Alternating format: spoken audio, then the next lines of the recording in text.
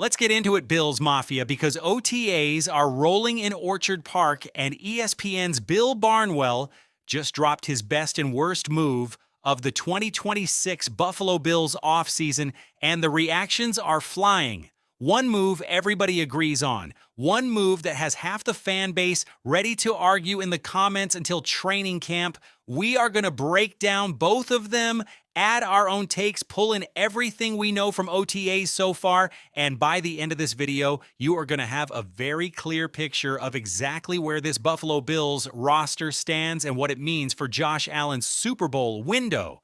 So buckle up because we are going all the way in. Let's start with the easy one, the good news. The move that Bill Barnwell of ESPN labeled the best thing the Buffalo Bills did this entire offseason, and honestly, he is not wrong. Brandon Beane locked up Connor McGovern on a 4-year, $52 million deal, with $32 million guaranteed before free agency even opened. Before the feeding frenzy started, before some other team could come in and make McGovern a ridiculous offer that the Bills would have to match or lose him entirely. Beane looked at the situation, recognized that losing your starting center and your starting left guard in the same offseason would be a catastrophic problem for an offense that is built around protecting Josh Allen, and he picked the one he absolutely could not afford to lose. He locked up McGovern. Got it done early, and in doing so pulled off what is quietly one of the more impressive value contracts in the entire AFC.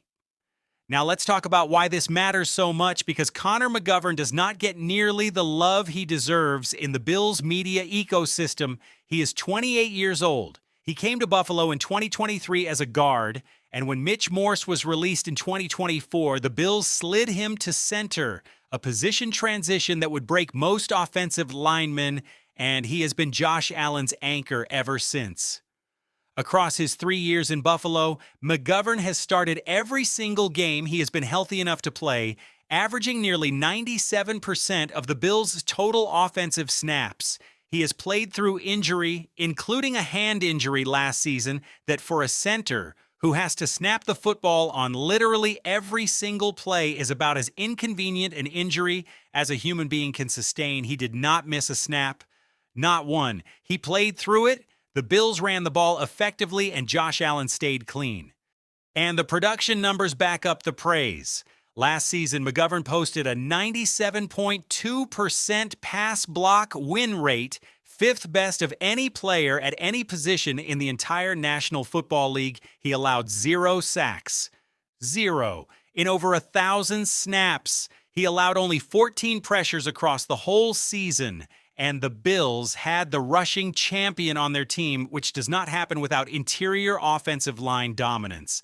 McGovern's mobility in the running game is what makes the Bills' rushing attack as versatile and dangerous as it is. He makes the second level look easy. He gets to linebackers. He opens the lanes that make Josh Allen's play-action game lethal. Everything the Bills' offense does at its best flows through that center position, and Beane made sure it stayed put.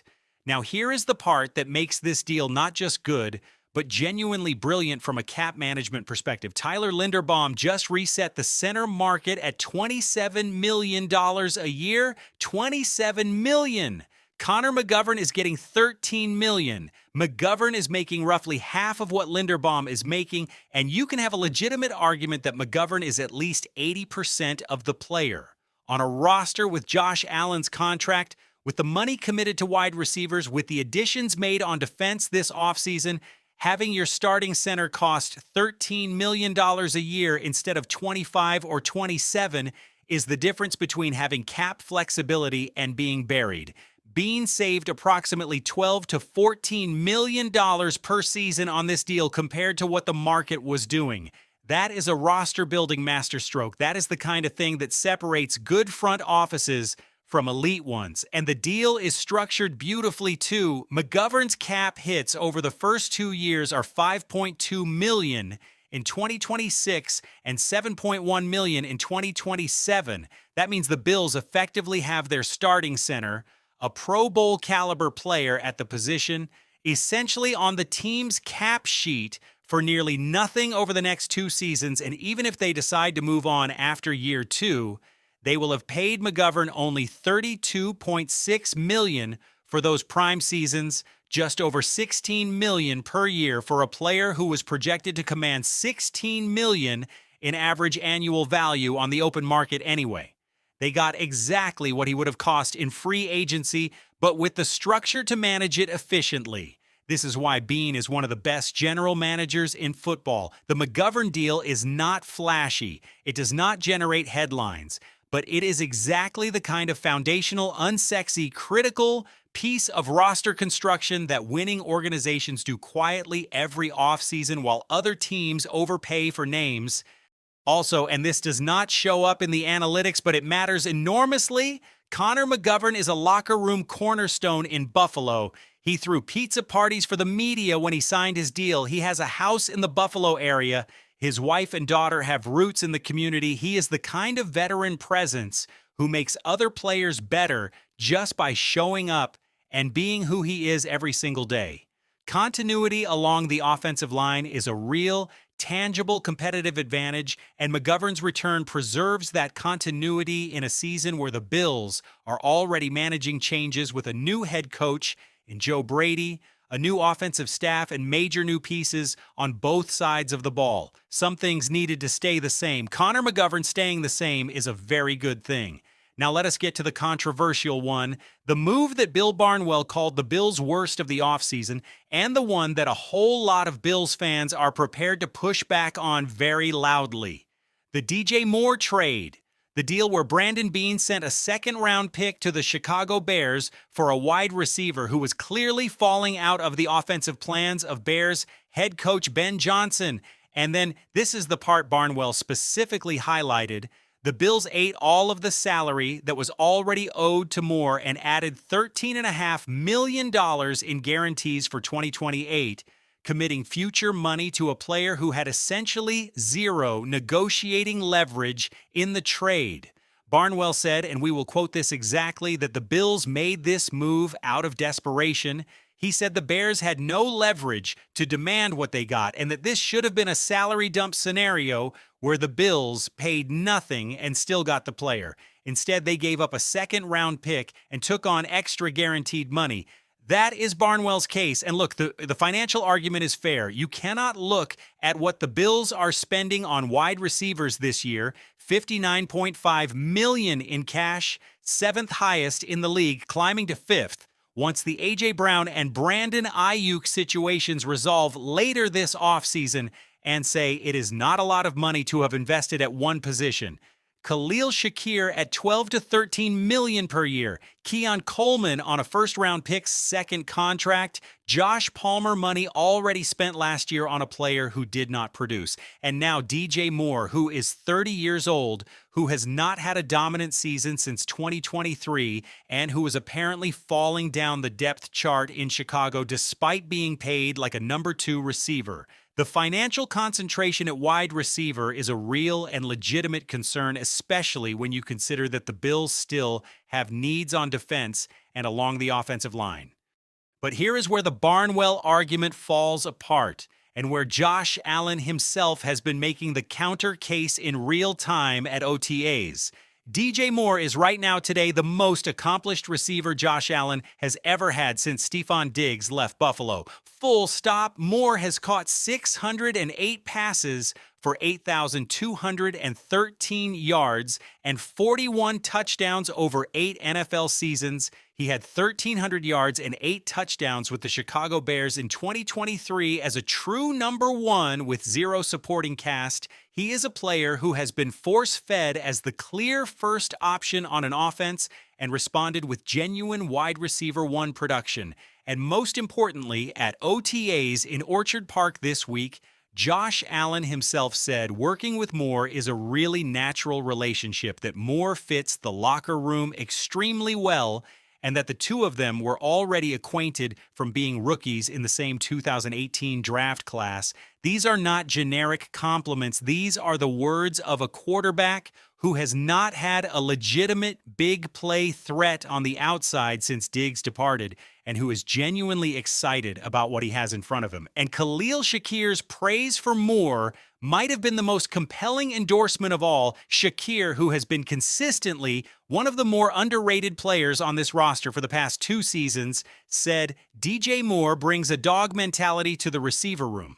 The mentality of a guy who believes he can beat you one-on-one on every single play. He called Moore a natural-born leader and said he makes everyone around him want to be great just by watching him work.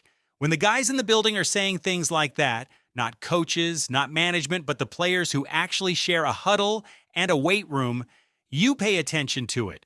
Moore himself acknowledged at OTAs this week that there are still growing pains in developing the chemistry with Allen, and that is completely normal and completely expected.